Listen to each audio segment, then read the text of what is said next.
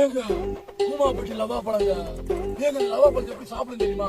லவா பழத்தை எடுத்துங்க, எடுத்து வாயில வையுங்க. ஏங்க ஏங்க ஏங்க தேனா இருக்குங்க, வாயில வச்சோன்னு கரையுதுங்க, தொண்டைக்குள்ள மொழு மொழு மொழு போதுங்க. ஏங்க பௌத்துல அட்டப்பூச்சியா? கவலை விடுங்க. உடம்புல கேன்சரா? கவலை விடுங்க. பைசா கோல்ஸ், நீங்களே பீதி பழக்க போகாதீங்க. லவா பழத்தை சாப்பிடுங்க, லவ் பண்ணி சந்தோஷமா இருங்க.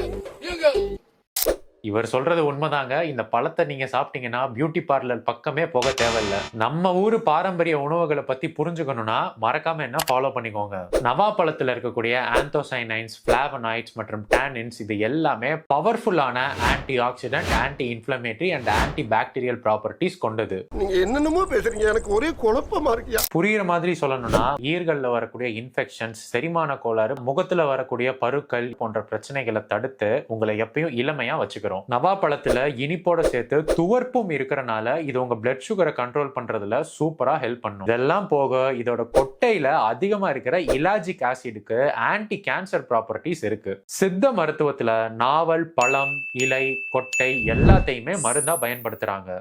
ஆனி மாசம் வந்தாலே நவா பழம் நிரம்பி வழியும். அதுக்கு காரணம் உங்க உடல் சூட்டை தணிச்சு லிவரை டீடாக்ஸ் பண்ணி இம்யூனிட்டி அண்ட் டைஜஷனை ஸ்ட்ராங் ஆக்கி அடுத்து வரக்கூடிய பருவ மழைக்கு உங்க உடம்ப தயார்படுத்துறதுக்கு இயற்கையை தரக்கூடிய அரு மருந்து தான் இந்த நவா பழம். ப்ளூபெரி, பிளாக்பெரி, ஸ்ட்ராபெரின்னு உங்க காசை வீணாக்காம நம்ம ஊரு பெரியான நவா பழத்தை சாப்பிடுங்க. எனக்கு இந்த பழத்தை பார்த்தாலே சின்ன வயசுல இதை சாப்பிட்டுட்டு அண்டர்டேக்கர் மாதிரி பண்ணதுதான் ஞாபகம் வருது. உங்க சின்ன வயசு ஞாபகம் என்னன்றத கமெண்ட்ஸ்ல சொல்லுங்க.